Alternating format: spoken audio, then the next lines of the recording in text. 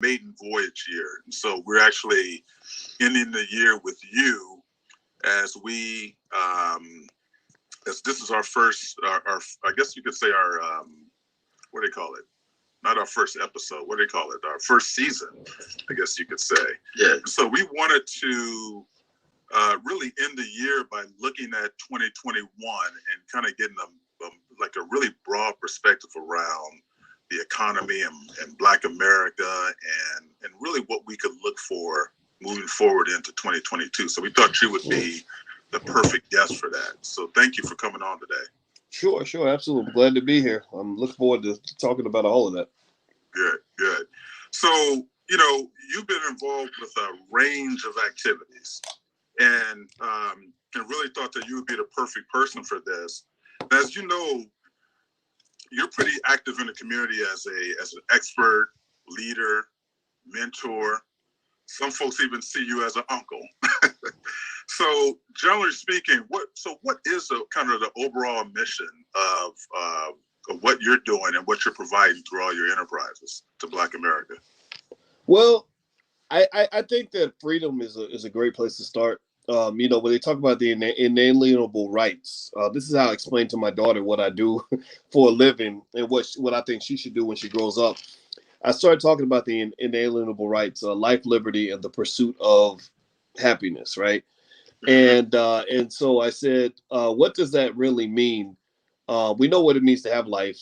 Liberty, we think we kind of know what it is, even though studies actually show that we don't live in an actual democracy anymore. The experts are now saying that America is no longer a democracy. It's something else. But we know what liberty kind of looks like. And then also the pursuit of happiness. I said, so think about that, right? I said, you know what it means to be happy. Like if you're happy, you could tell me when you're happy. You could tell me when you're sad.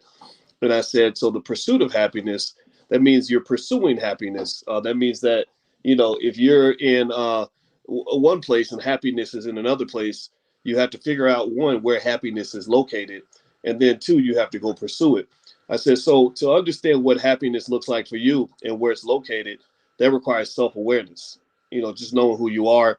And I think for Black people as a collective, we're still learning who we are, going all the way 30,000 years back to ancient Kemet, so whatever that journey means, find out who you are. So self-awareness is important. And then also, that ability to pursue happiness requires freedom, because if you don't have freedom, then even if you know what happiness is and where it's located, you can't go pursue it because you're not free to do that. So a lot of people on a daily basis can't pursue happiness because they got to get up and go to work for some white man who hates their guts.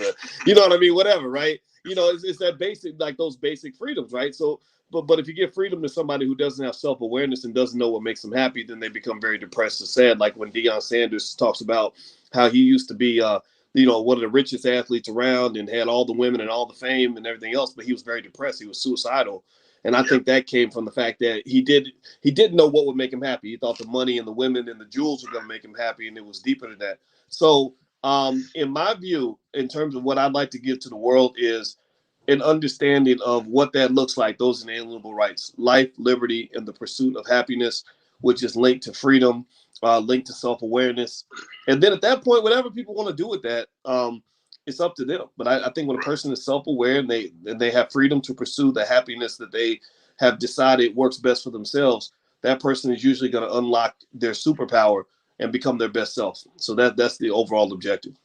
Yeah, right on. So let me just follow up with that. So you did mention self-awareness, and I agree with you, man. I think that's like a really critical part of really kind of understanding the universality of things and really how you want to pursue that path without being end up becoming a product of the things that are going on around you. Where do you think Black America is in terms of its self-awareness, its level of consciousness on the spectrum of kind of moving towards that better pursuit of happiness? I think that we're getting better. I think that the cat's out the bag, so to speak, in terms of us starting to see our potential, starting to see some of the things that we might want to address, some of the things that aren't quite right about the way our country works. I think that we have a lot to be proud of. I think I collectively I see the needle moving forward. Just the basic idea that people are less afraid of being black than they were even 10 years ago. There's a time where just saying black would just scare people. We started the black business school. People are like, well, why would you call it the black business school? Like, people gonna find out that you're black. Well, ain't no wrong with being black. Like that's okay. Like, that's not a crime. And so I think that we're making progress in certain areas as long as we're guiding, as long as our bus is going in the right direction, as long as we're driving the bus. But when other people are driving the bus, they're driving it off a cliff.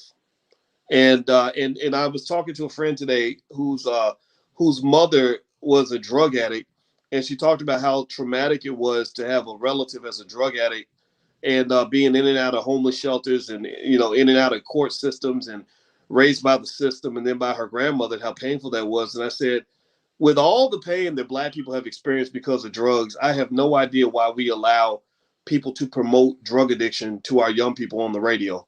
Right.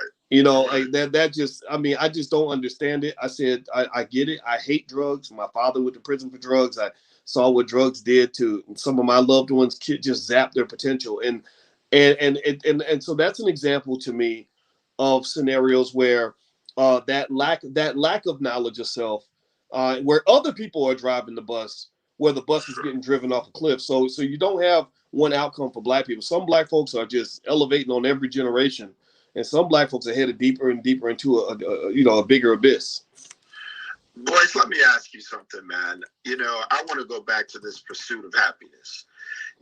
One of the things I used to do with, I have a youth program called the Wall Street Wizards. And I remember in one of our classes, I actually read the Bill of Rights and talked about the Constitution. And, and that's really where we derive the name for this podcast. 5/5 as opposed to 3/5 of a man, right?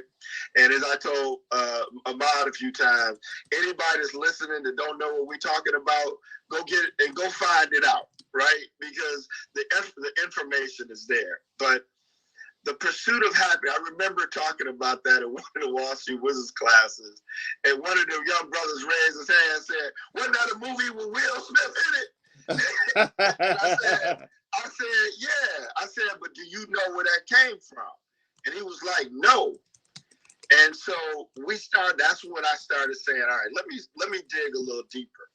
Let me ask you something, man. I want to go back to this pursuit of happiness, because I've always had a conversation of what real happiness is. And of course, it's individual, right? Everyone's happiness, it can be derived from something different. Like for me, I derive happiness from music, right? That's one of the things that I derive happiness from.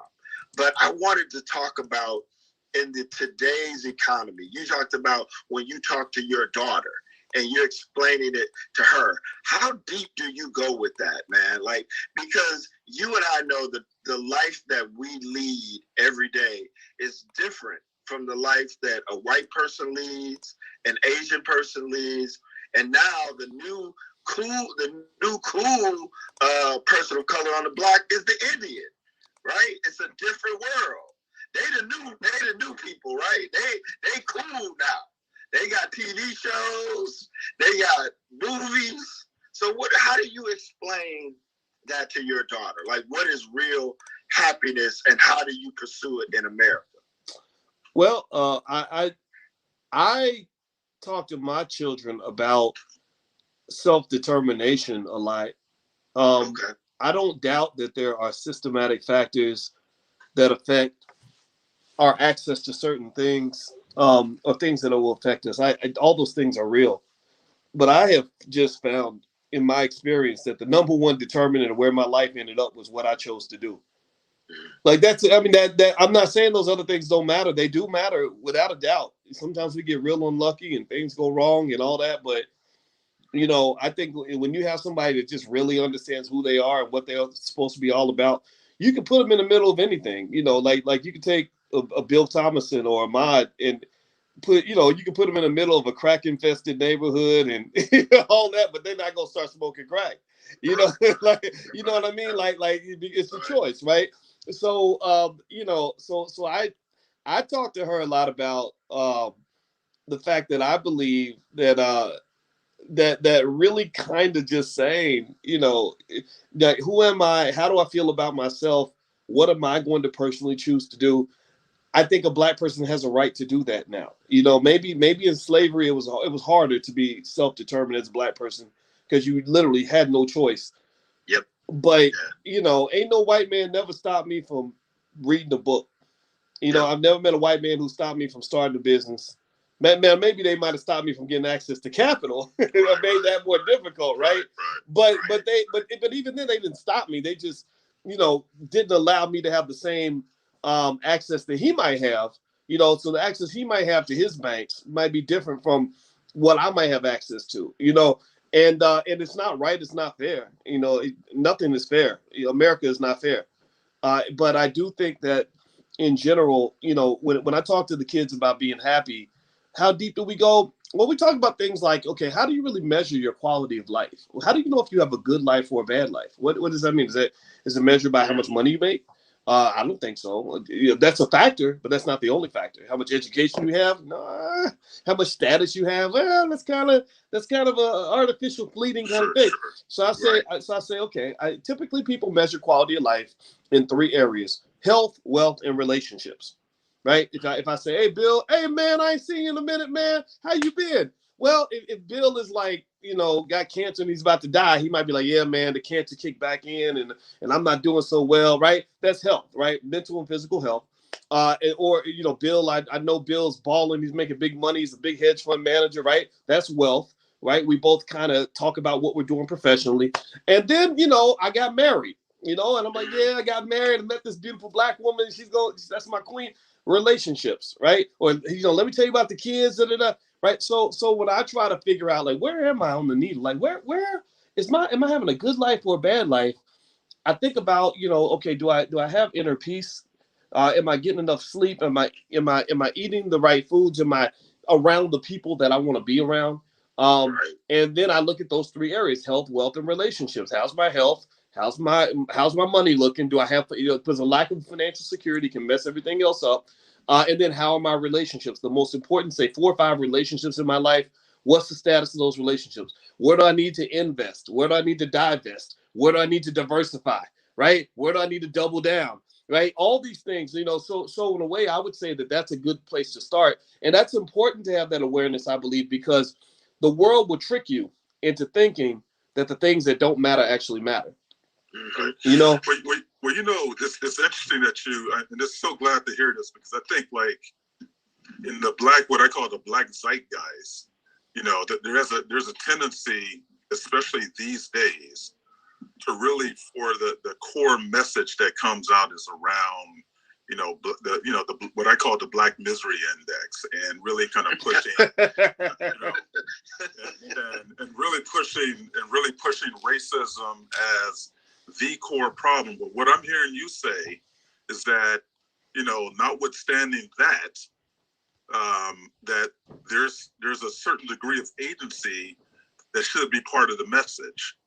What do you think about today's environment where you have a lot of the kind of the black political and media class really kind of pushing these woke narratives that really moves us away from our own sense of agency as a communications message to the black community? I think it's interesting because I totally understand the desire and necessity to talk about the way others might treat us or feel about us. There is a certain significance or growth that comes with being aware of the fact that racism exists. I mean, it's not more annoying than like you go to work, you talk to that black person who just thinks everything's fine and dandy, and being black, there's nothing tough about being black. But and I've gone down that path, but then I kind of realized that I felt like I was being hustled a little bit, because then I started seeing the racism that comes from the people who are always telling us about racism, and I realized that sometimes they could be giving you a crutch. Yeah. And it's like, okay, so I'm constantly being told that the black box is a terrible box. It's hard to live in the black box. Being in the black box is is the worst thing in the world, and it's like living in a room full of fungus and mold, and you can't, accomplish nothing because you're in the black box. And then I started looking around, and I realized the person who's telling me how terrible the black box is are the people who actually benefit from the existence of that box, the ones who built the box. And I look particularly at our so-called friends in say on the liberal side of the fence, who unfortunately in many cases can be as racist as anybody else. Totally. And I started realizing, wait a minute, I'm not trying to let y'all lead that conversation anymore. I think it's okay to have a conversation about race and racism and racial differentials and race gaps and all of that, right? I have those conversations all the time. We do a book club with Dr. Claude Anderson's books, and that's all we talk. We'll break that down. But I believe, man. Love him. He's a great man. Detroit, baby, Detroit. Oh, he's the best. He's the best. And but I think that those conversations have to be led by Black people. That's really it. Like, we got to be the ones to kind of say, well, what are we concerned about? What matters to us? Like one example is, I remember hearing a lot of people talking during the election about how all these Trump supporters are going to get together and come kill us all, and and the race war and all that. And I haven't. The only Trump supporters I've known who've attacked a Black person is Jussie Smollett. The only one that beat up was Jussie. And I'm like, wait, so y'all can't find? I mean, I'm not saying that these are good people or bad people or anything. I'm saying, look, if we're really, if our lives are really in danger from all these Trump supporters coming to kill us, you wouldn't have had to make a story up in order to make your point. You could have found examples. It will be happening everywhere, right? But so here's the thing that's interesting, right? So I'm hearing people tell me that Black people are dropping like flies because Trump supporters are killing us and these viruses are taking us out. Okay, I get all that. That's all real. That's all out there, whatever. But the interesting thing is that Black people are dying at a significant rate, but that's not what they're dying from. Right, they're dying from things like I know somebody. Diabetes. There you go, diabetes. Right, got the word "die" in it, right? Diabetes, strokes, heart disease, homicides. I had a friend call me yesterday and tell me about a young kid, 28 years old, had his whole life ahead of him. Just guy walks up, shot him in the head in the grocery store. And none of this gets covered when we're talking about Black Lives Matter. That right there tells me that Black lives don't matter. Your finger is not on the pulse of the Black community. In fact, that's why recently I saw with the Black News Channel is struggling so much financially. They're laying a bunch of people off and all this other stuff. And I just said, you guys are good. You have good content, but I don't think your finger's on the pulse of the people because you're talking about a lot of things that the Black folks I know are not even really addressing those issues. Yeah, I just to follow up on that, what I see, Boyce, is that Black people are always going to have a certain level of sensitivity around racism. Like, it's built into our DNA to see when there's certain types of injustices that are taking place to us or in our community.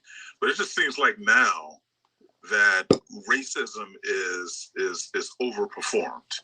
It seems like that race has become commoditized. In a way where just putting that narrative out there all the time gets people riled up, especially for the Democratic Party. Because the Democratic Party, they know where those buttons are, and those buttons have a tendency to happen right around, as it will be, elections around 2022. Yeah. So the reason why I kind of put that question out there is because sometimes I wonder who gets to control the message and how much do we critique those who are laying this type of narrative out there so much that it may have an impact on how kids think of themselves. Like I'll never forget looking at a BLM march, and they had this little young, cute little girl, and she was walking down the street. They were saying "No justice, no peace," right? And they had this picture of her, man. She was up there, and she had some of the angriest look on her face as she said, "No justice, no peace." How old was she? You remember? Man, this is the thing, man. She was about 7. Okay. Wow. And so I'm saying to myself, how much is her life impacted by a narrative that is driven in a way that gets her to not really understand her own, as Boyce, as you were saying earlier, pursuit of happiness. Like, how much will this kind of dominate kind of the mindset that ends up like driving what she can be in life. And so that's only my concern. My concern really has to do with how much of that narrative get driven. And when I think of the Democratic Party and the Black political class, sometimes what I get concerned about is how the meshing of culture and politics, that there's no separation between the two at this point. That's heavy, man.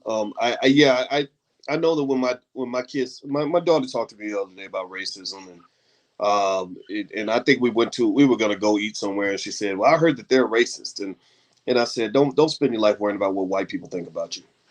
That's it. You know, they ain't worried about what you think about them.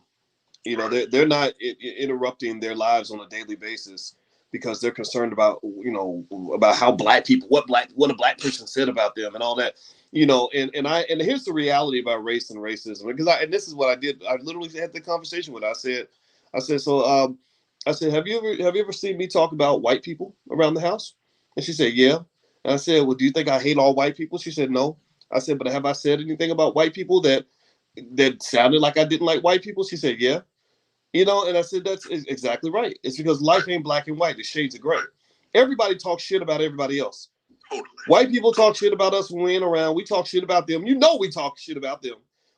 Asians talk shit about Arabs, and Jews talk about, like Muslims, and, but that doesn't mean you hate every single member of that group, but we have frustrations with each other. And what I think should sort of be the conclusion with this is, ain't nobody really gonna love you but yourself. It's when it comes to loving black people, that's our job. I don't need a white man to validate my existence for me to feel like I'm an important person. I don't. If I say the word Black Lives Matter, well, who are you saying it to? Who are you trying to convince?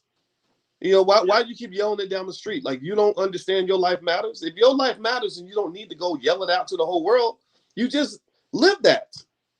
Right? So you're not a person, you're a person who thinks your life matters, but you're not a person who knows your life matters. Like, I know my life matters. That's why I don't have to say it. Right? So that whole campaign, that whole idea of somehow, feeling that if we convince white people to be nicer to us and to like us more, then our lives will be better. I don't doubt that things might change. I mean, I'm not saying that there isn't some progress that can be made there, but there's something weird about that. It's really a very subtle form of white supremacy, because remember, if you can't flip that script, white people are not sitting around protesting all day trying to get black people to accept them. Nope. They don't care.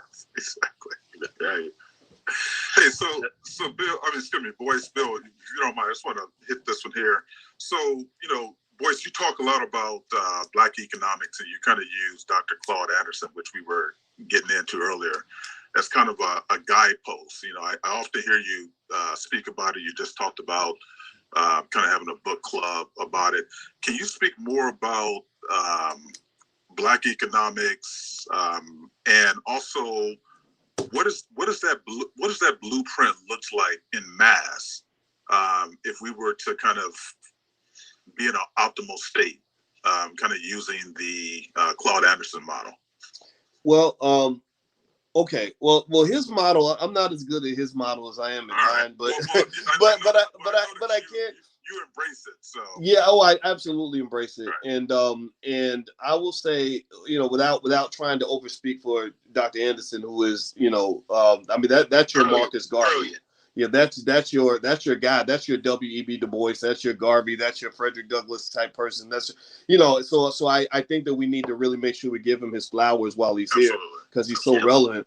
But generally speaking, what I took from Powernomics, and every Wednesday night we are reading his other book, Black Labor, White Wealth. We're going to move to Powernomics next, and it's open for the whole community. My view of Powernomics, what got me, and what I think appealed to a lot of people. There's a lot of very prominent people. Kanye West, called me to ask about Powernomics.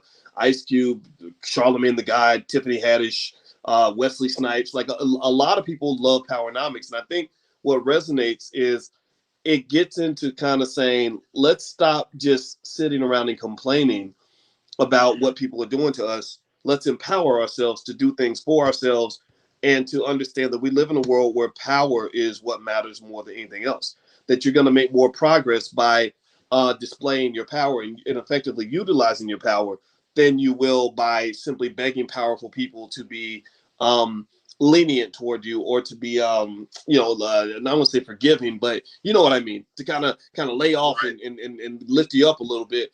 And so so I think Dr. Anderson's model is significant because it also goes back to economics. It goes back to the really insidious form of racism in America that nobody talks about, which is economic racism, economic apartheid. And I would encourage anybody, if you're sitting down with a Democratic Party politician or whomever who's telling you Black Lives Matter and we're going to do this for racial justice and that for racial justice. Okay, well, to me, racial justice means economic justice. So that means, for example, when I go to downtown Chicago and I see that the streets are clean and the birds are chirping, the sun is out, and these big $100 million buildings are everywhere. Everybody's nice and safe. Nobody's getting killed down there. None of that.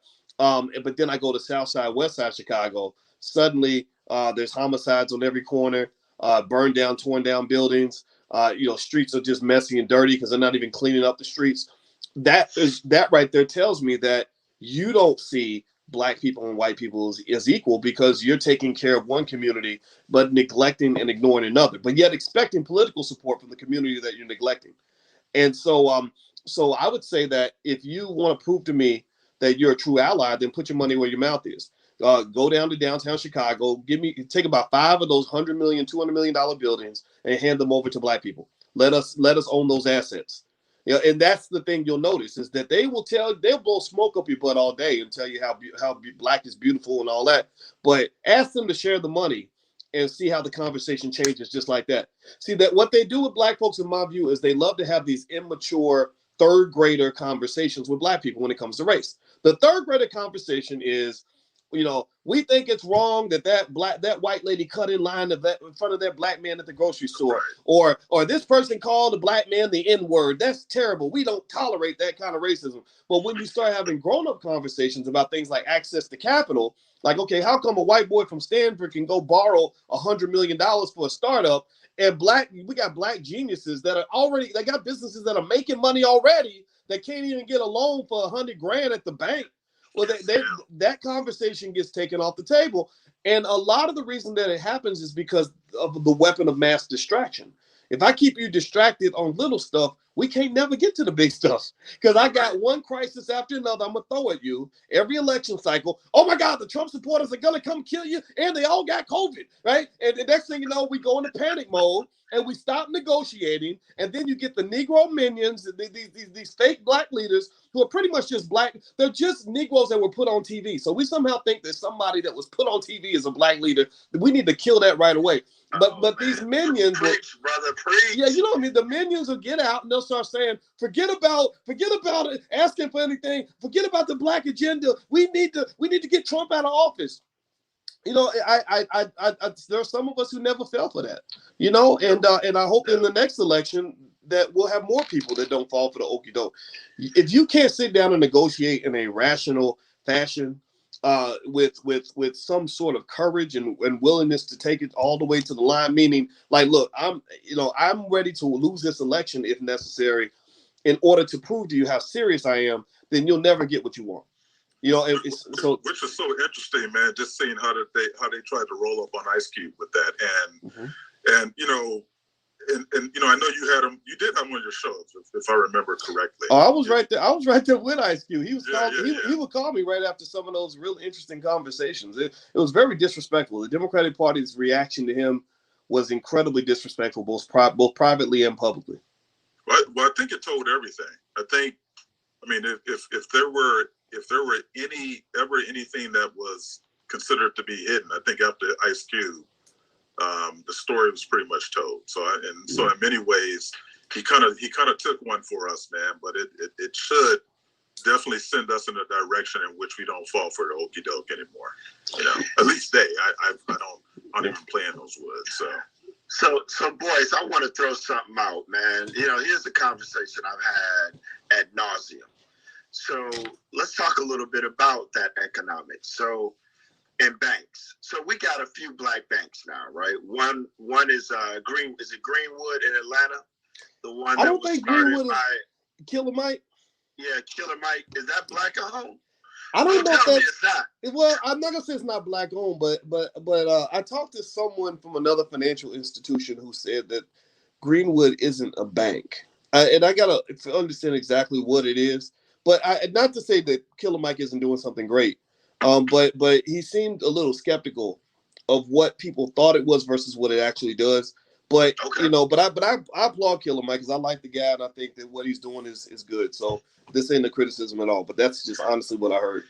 So reason I'm bringing that up is I wanted to talk about when you talk about black economics and you talk about how black business can't even go to a bank and get a loan. So I always come back to, okay, how many of us actually as black people have our money in a black bank? And let's talk about that for a minute. Because if we're going to talk about money and custody of assets and loans and investing, then we have to be in a position where we own and control the assets. Now, as Ahmad knows, I love telling the fact I'm born and raised in Detroit. I'm proud of that. And one of the things that Detroit had in 1970, they started a black bank called First Independence. It's still around, still rolling. The founder's widow is the majority shareholder. It is a black-owned bank. But like a lot of black banks, they're struggling because people don't put their money in them. And so that's a conversation I've had because I don't have most of my money in a black bank. I don't. But it's because they can't give me the services that I need and the resources that I need as a person who works in finance every day. And that's part of a conversation. Look, Ahmad knows I love just putting stuff out in being transparent and putting folks on blast. So I even went to the president of First Independent Bank in Detroit. Ahmad, you know how I roll. You know I'll pick up the phone and call somebody and ask for a meeting and say, hey man, here I'm a hedge fund manager. I want to come in and rap with you. And I just remember rapping with this cat at First Independence in Detroit and talking to him about you all need to invest in some things that would make, say, people like me want to put my money in a bank like this. Because the only thing they offered was, car loans and small loans. I don't even think they did mortgages, right? They had a credit card and they offer car loans. And then just your basic retail services. So part of it, boys, is why I'm bringing that up is there's also a conversation where we need to create the infrastructure for ourselves to support our own thing. Other communities have done it, right? The Koreans have done it. The Chinese have done it. The Japanese have done it. The Indians are doing it now, where they have their own banks and own resources in their communities where they can go. Because the first thing, when you're sitting about talking about we've got these black geniuses, let me be honest with you, man. Who's their first phone call? It ain't usually a black person. A lot of times it is someone white. They're trying to come out here to Sand Hill Road and get funding. Trust me, ain't a whole lot of brothers on Sand Hill Road, if it is any. So I guess part of what I'm coming at was I love the fact that you're right, man. We got to learn to support our own, but at the same time, at some point, we got to start building our own infrastructure. Like I don't know about Greenwood. I don't have any money there. And I'll be blunt. I reached out to him on LinkedIn because I wanted to see if I could put some hedge fund money in the bank. Just open up an account and put a little money in a money market fund just to support them. I couldn't even get a phone call back. So I just said, man, that's part. See, to me, that goes to infrastructure, right? That goes, and probably they looked at me and probably said, well, that brother ain't legit. Because that's another thing we get, right?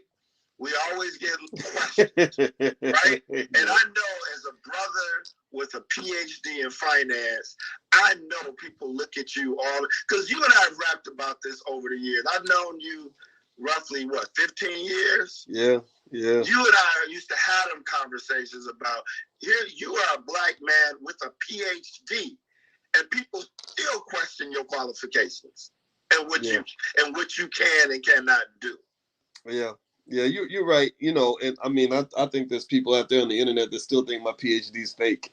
They man, I believe it. You'd be amazed at how the rumors, I mean, it's hilarious. But what I find is that it's like you have people that have faith in black people, and then those that just, have been scarred for whatever reason, and the trust really isn't there.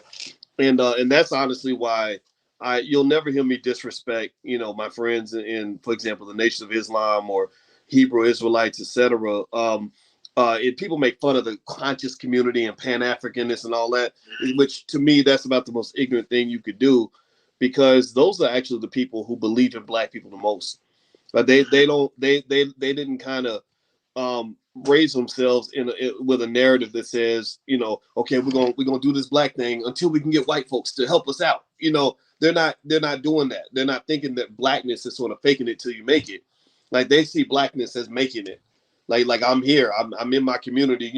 I have people say that with the same things to me. Like, they'll say, oh, but you're doing so good with your podcast. One day you'll be mainstream. Maybe you'll be on TV. And I'm like, why would I want to be mainstream? Like, that's a step down for me. That's not, that does not appeal to me. That would be very stressful and irritating to me. I don't want to answer emails from a bunch of ignorant rednecks that saw me on Fox News or CNN that day, So ultimately, I think that self-love is critical, because that pours into what you're saying. If you care about something, if you value something and you love that thing, you're going to invest in that thing. You're not going to kind of treat it like the side chick. Like if you love a woman at the highest level, she's going to be your main chick. Now, don't mean you won't have a side chick. I'm not judging that, right? Guys people do what they do. But she's going to be your main, not your side, right? So black people, to some extent, have made ourselves the political and economic side chick of our most successful people. Because you and I, all of us, grew up in a generation where your goal was to get out of the hood and to get away from, your own people. You know what I'm talking about, right? You get the house in the suburbs, the fancy job, and all this other stuff. And then so what we realize now, in my view, is when you talk about self-awareness and self-love, you start turning inward and instead of outward, and that's where the infrastructure development comes into play. So I'll give you an example. A lot of times I'll hear about some famous celebrity where they'll say, I donated $50,000 to HBCUs this year or whatever. But then when you hear what they did with their real money, like $5-10 million, they've invested that in some startup in Silicon Valley, run by a bunch of nerdy white boys.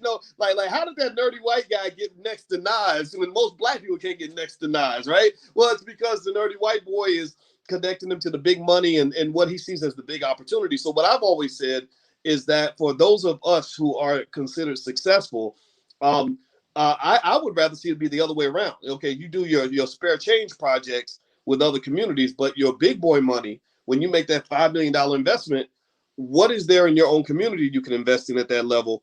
I think that those investments do exist. I really do. I just think that we see our people as sort of almost like an extracurricular activity. Like, I'm gonna spend my 9 to 5 working for them and building their companies and their communities. But then maybe on the weekend, I'll go back to the hood, go to a black church, or I'll go downtown and go to the boys club and donate a few hours to my community. So ultimately, what you were saying, Bill, about the development of that infrastructure, I realized that the most impactful I could be as a scholar was when, just to see the reverse here, when I was at Syracuse, I spent most of my time teaching kids who were mostly not black. It was mostly Jewish kids, Asian kids, etc. And they went on to Wall Street. They made a ton of money. And I would go and do what I could with my community, but I had to do it after work or when I wasn't at my job.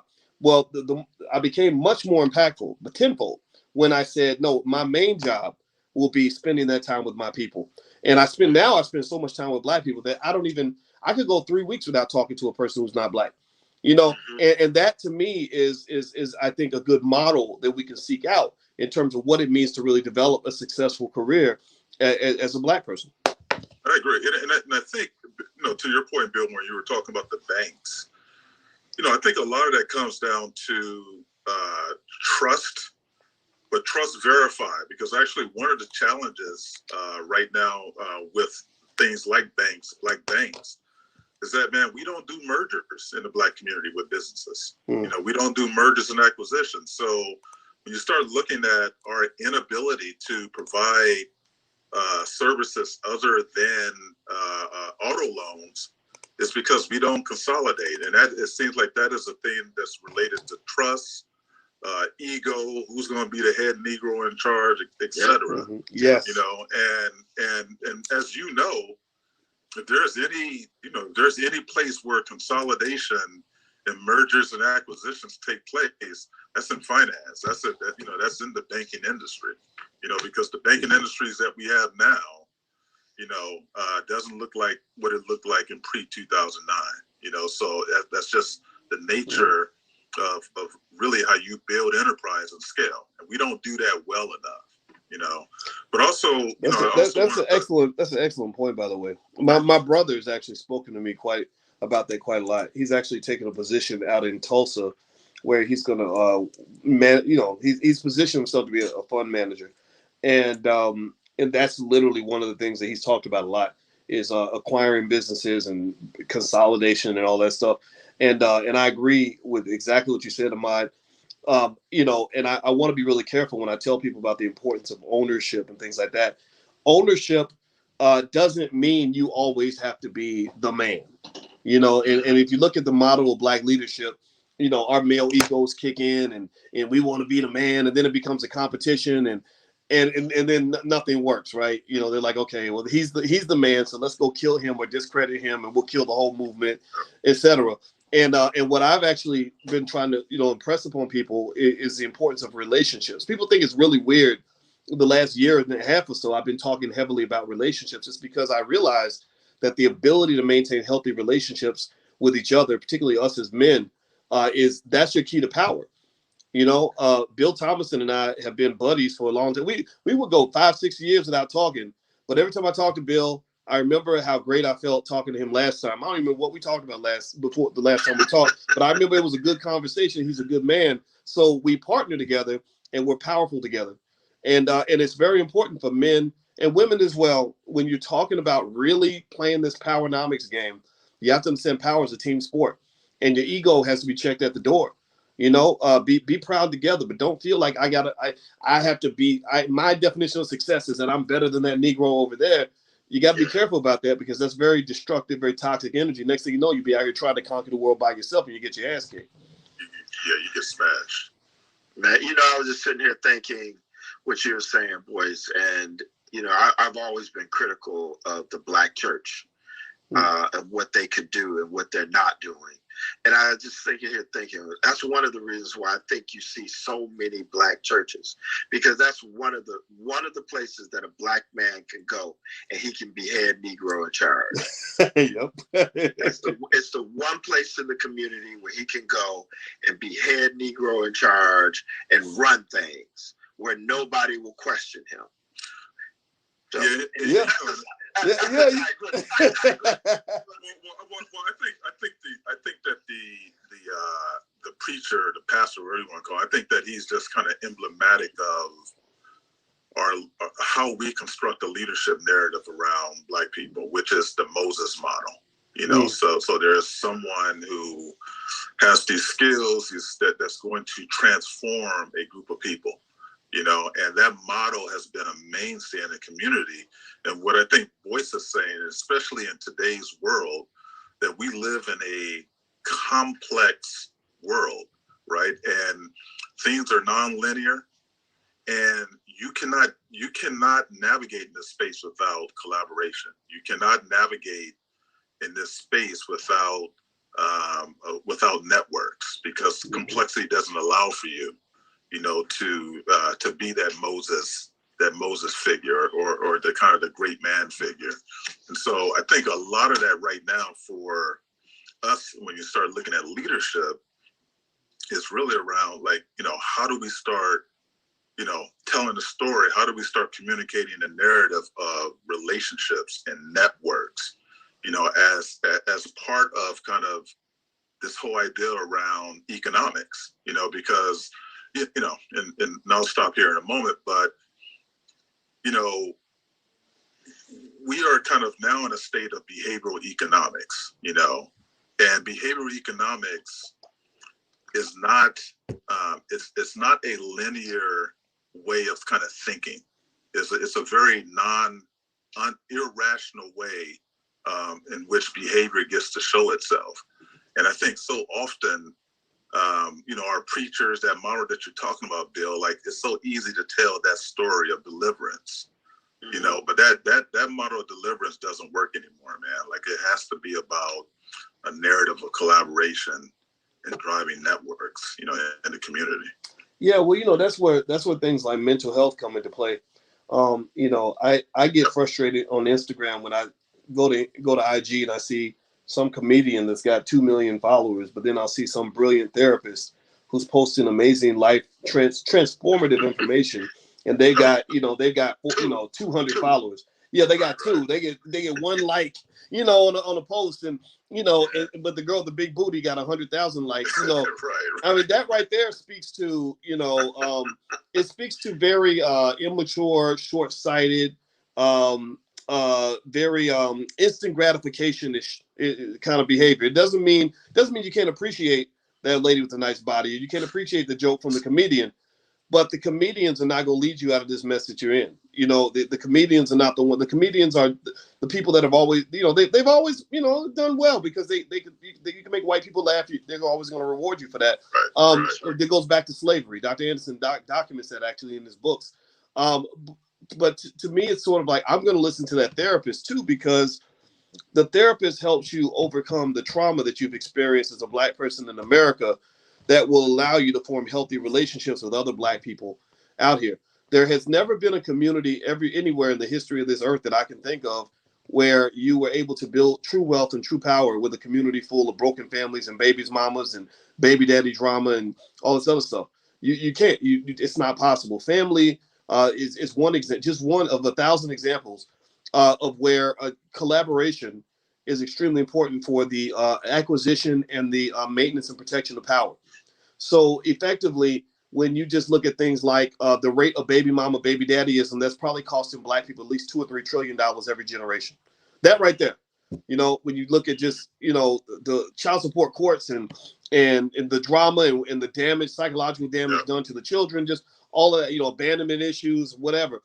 So I would say that, that learning that collaborative spirit is a big part of it. But that has to also start with working on self-healing. Like if you're showing up and you've already done all the training on teamwork and everything else, but I show up as a damaged, traumatized, truly fucked up human being, then I'm not going to even be able to receive what you're offering me. In fact, you trying to connect with me would be dangerous for you. It would be dangerous. It's like the Spider-Man movie. It was so great. I took my kids to see the Spider-Man movie last. We did something that's real dangerous for old people, which we went to a movie at 10:30 night. No spoilers, brother, because I ain't seen it. Yeah, I'm not gonna tell you the whole movie. But part of the narrative was literally part of the narrative. I think this is why I like the Spider-Man movies, because if you notice in the Spider-Man movie, the villains are never truly evil. The villains are always good people where something terrible happened to them and then they became evil because of what happened to them, right? That I said, man, I know a whole lot of people like that. They were good kids and then to just turn bad, the world made them evil, right?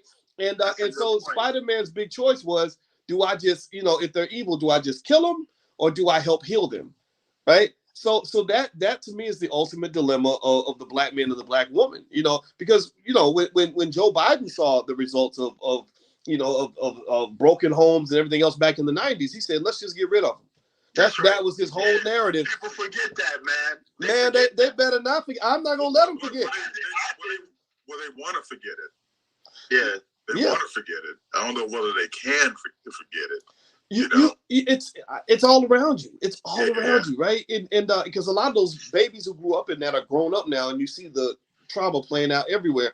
And so Biden's solution was, let's just get rid of them. Let's get rid of them, start all over again. Whereas obviously we have a different stake in the community. These are our people. So obviously we have to find ways to heal ourselves and heal each other. But that requires a shift in thinking when it comes to things like the value of therapy.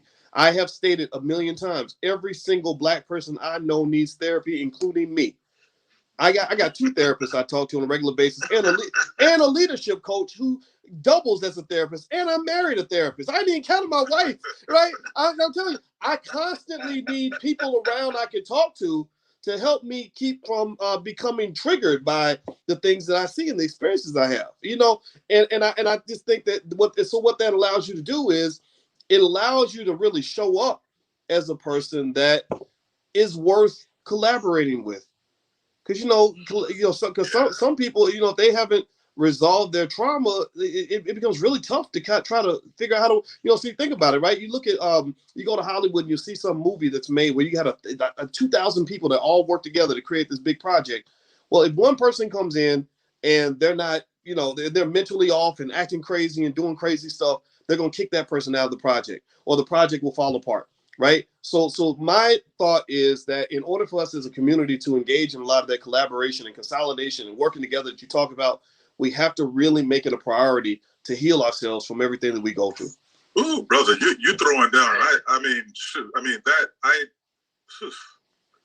Mic drop, man, because I think, it's really about, who are you when you deploy yourself into these networks, into your community? Who are you? And I think that's what I hear you saying, man, is that there's a lot of work to be done before you deploy yourself and be a contributor in a way that gets to really build. And I think, Bill and I, with I Am 5/5, I think that's part of part of our work and part of our mission is that, we don't spend a lot of time talking about, dismantling systems, even though we know that those things exist as and can be barriers. But it's really about, man, like, how can we bring people in like yourself and others to really talk? And we've had some incredible people on here, but really to talk about your own sense of agency, your own sense of self-awareness, and your own growth, to how you can deploy yourself, man. So I think you really kind of nailed it on that one, brother. Appreciate that one. Oh, well, I appreciate the chance to talk to you guys, and I get passionate about this stuff, and you talk about triggering, like, I still get triggered sometimes, and I think that what it does is it causes me to talk longer than I should. So I appreciate you guys letting me get it all out, but I'm telling you, man, this whole, we're all in this journey together, and I think ain't nothing to it but to really do your best. We are all on some level highly imperfect human beings, and some of us are flat out broken in certain ways. But you can't give up on yourself. You can't give up on each other. And that's what I believe in deeply. So I appreciate you guys inviting me on and let me express that. Thank you. So we have a couple more questions for you, brother. We don't want to hold you too long here, but so Bill and I, we were talking about 2021 with the pandemic, and everyone's kind of talking about the what it looks like on the other side, that the impact of that. What's your take on this pandemic and where that leaves Black America and Black people? First of all, I think it's got to the point where the bullshit is beyond digestible. A lot of fear porn, in my opinion. I'm not saying that it obviously isn't fake. It's not that this virus thing is fake, but the response to it doesn't make a lot of sense to me when I look at the numbers. But it does make sense, I guess, when you look at it through other people's perspective. So if I tell you 800,000 people died from something, that's a big number, and that's going to be very scary. And some people even know someone who has died. Sure. But the thing is, as a mathematician, I then go back to the percentages and I say 800,000. It's only a big number if you compare it to something, right?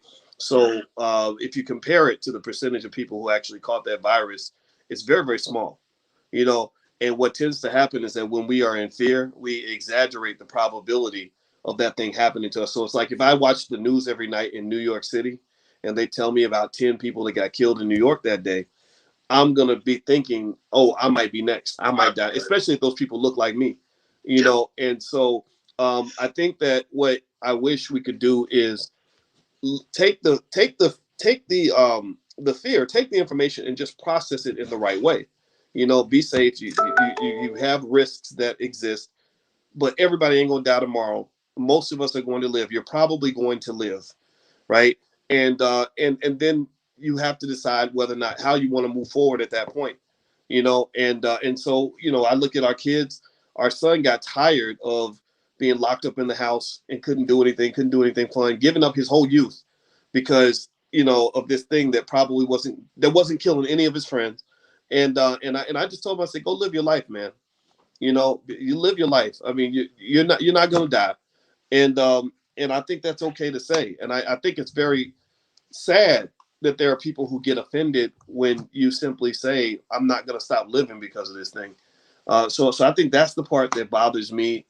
And also just the medical apartheid of basically saying that people who don't put this substance in their body are not allowed to participate in life. In certain places like LA, they're going way too extreme. I think that's wrong. And I think the science is showing all of that. Right.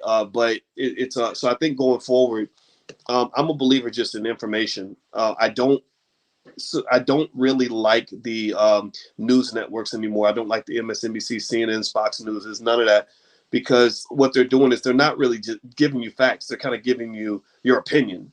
And you can always tell who watches those networks the most because they literally repeat what they heard on the networks. And that to me that's a sign of brainwashing. So as a result, our country has moved closer than ever to civil war. There are researchers now saying that we're very close to a civil war, and I don't know if we're going to come back from that. So that's how I'm feeling. And I think who's the civil war going to be against? Who are going to be the factions in that? I think it'll be. I see the right wingers, the far right wingers against the far left wingers. You know, who've taken that more authoritarian position to say we're going to put these mandates and these laws in place. And then you got the people, say, in the South and other places who are saying, fuck you, we're not doing it. You know, and even the governors getting real bold and sticking their chest out saying, you know, you better not do that here. And I wonder if at some point it'll get to the point where the federal government is trying to impose something on the states where, you know, in Texas, they say, look, we got we got more guns than people. We're ready for all of that. Like, I wonder if there will be a point where there will be some sort of official standoff.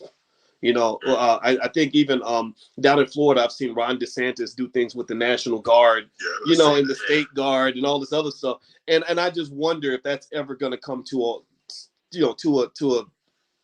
a boiling point. Sure, right. Sure. But I don't think it'll be like some war where a bunch of Proud Boys are going to get together and go kill a bunch of black people. I just haven't seen anything like that. I'm not saying white supremacists don't exist. But that don't scare me. White supremacists don't scare me. I mean, they can think they're superior all day. I know it's not true, so I don't really care. Well, you know, when we were talking about putting this agenda together, man, you know, Ahmad and I were saying, man, it's so much stuff that happened this year, right? Right? Like, you know, you talk about a pandemic, you know, it's on and on and on and on, right? I cannot let this conversation end, man, without me and you talking about crypto, right? Yes. Like, we cannot close this out, man, without having a conversation around crypto and how is this going to be like the next new asset class, right? And I don't know if you've had, you know, you could tell Dr. Anderson, man, you got a young brother who has watched him like as a kid. I watched Dr. Anderson. His books, man, were part of my required reading in my household. I think I told you, man, you know, my mom was an educator, worked on her PhD. She actually did everything to get her PhD. She just never defended her dissertation because she was in the 60s and she was like, what's the point, right? She didn't really care, you know, but Claude Anderson, man, that was a cat, like it was part of my required reading growing up. what are your thoughts on crypto and its impact, not just on the community, but now I'm seeing more and more Black folks getting involved in it. Like, you just connected me with a woman who's a part of your organization that runs your Black Crypto Club. And I'm looking forward to rapping with her. So thoughts, feedback. I think you don't want to miss out on crypto. I mean, crypto is becoming more significant every day. I thought Bitcoin was going to hit 100,000 by the end of this year, and I feel like it could have if you didn't have those disruptions. You know, that all that FUD kind of being thrown at it. You know, they wasn't putting too much respect on Bitcoin's name this year. They were kind of spitting on it a little bit, and I think that kind of affected the price. But I think that based on supply demand and assuming that the market's allowed to grow unfettered, I see Bitcoin and Ethereum really taking off. There are a few other quality cryptos in there as well. What I tell people is be careful about the really speculative and junk cryptos. I think that in an environment like this, where you have so much money being made and investor enthusiasm, you're going to attract the scammers who are just going to throw up anything and say, oh, we got a new coin, buy this new coin. And they're really selling you nothing, right? So I would tell people in terms of how you think about crypto as an investment, as an asset class, I would consider it to be part of a healthy portfolio. I don't put more than say 7 to 8% of my portfolio in crypto because it still makes me a little bit nervous in certain areas. But I think when you talk about Bitcoin and Ethereum, I don't think you can go wrong. I think long term, I'd be stunned if those two asset classes didn't increase in price significantly. And then I spread out and dabble with maybe 10 or 15 other different coins.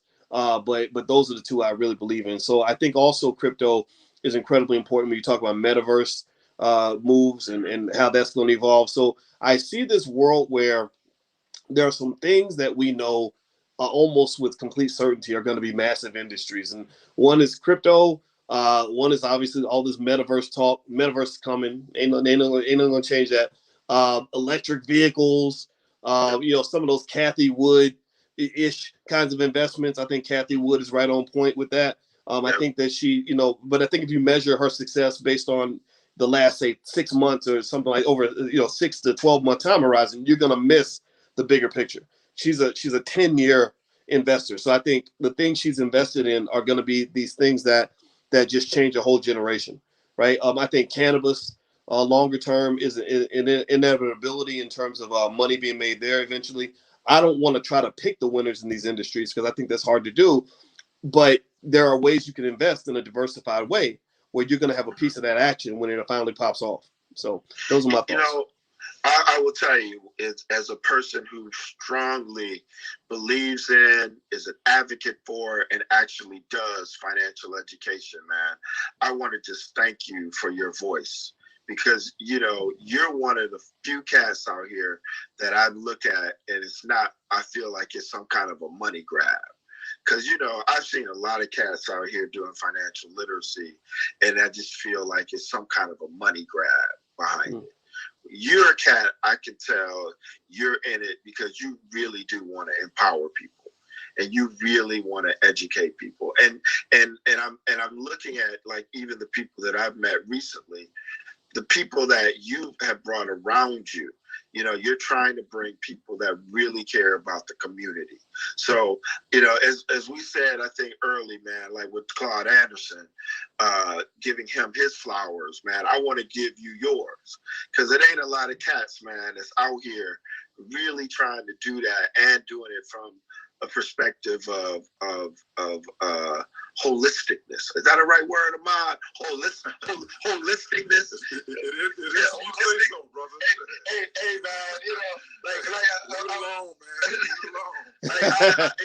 As I told both of y'all brothers, if I put both of y'all brothers' degrees together, I could start my own universities. Right? Between y'all brothers, y'all got so many degrees. I know Ahmad, I lost count on how many degrees that brother got.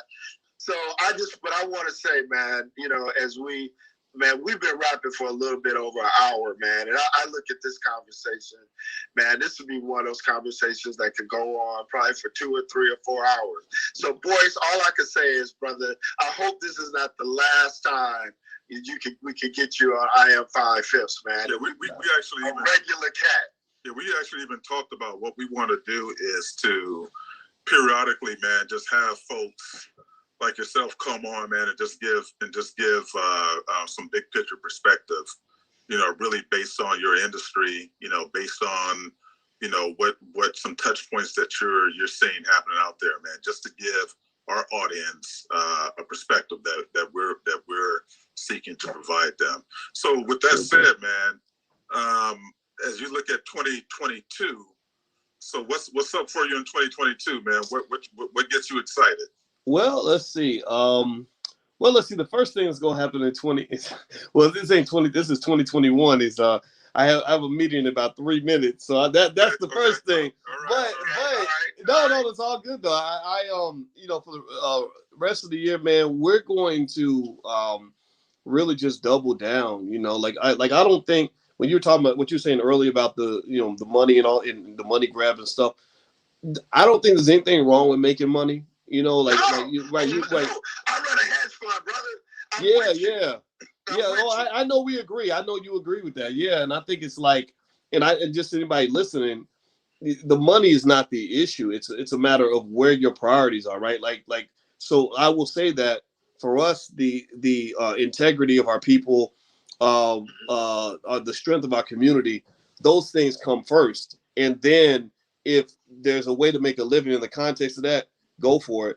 But to your point, you can't just sell anything for money, right? Mm-hmm. You have to be able to walk away from money. And I can say that it was in the beginning that decision to walk away from certain money and to realize all money ain't good money. That is, I think, the thing that anybody listening should consider is what money are you willing to walk away from? Because if you would take money anytime, anywhere from anybody, then you will eventually dwindle into nothing. You will become a shadow of yourself. You won't recognize who you are, and you won't like that person very much. And so, with that said, in 2022, man, I got a book coming out. It's called The 10 Commandments of Black Economic Power. That's going to come out in March. Also, we're doing some big events. We're doing a generational wealth conference with Julian Gordon, a real estate expert. We are going to have. That's a Bay Area cat. Yeah. I know that brother. Tell him I said hello, man. I will. I know that brother. Yeah. He was at Stanford back in the day. Yeah. I think he used to hang around the Wizards program.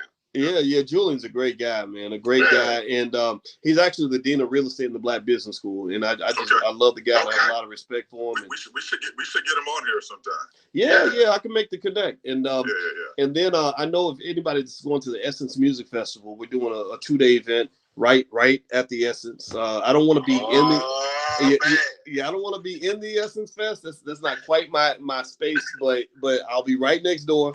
We got the Hotel Westin right next door, and in case you really want that hardcore stuff. And Cardi B just happened to walk by, right? There you go. So we got a few other things, man. And I hate having to bounce out, man. I got this dang meeting, but I enjoy talking to you, brother. Thank you so much. Well, Boyce, man, it's been great, man, and we look forward to keeping this conversation going. And we look forward to seeing what you're doing in 2022, man. Sounds fun and exciting. And Bill, and we better avoid that Essence Festival, bro.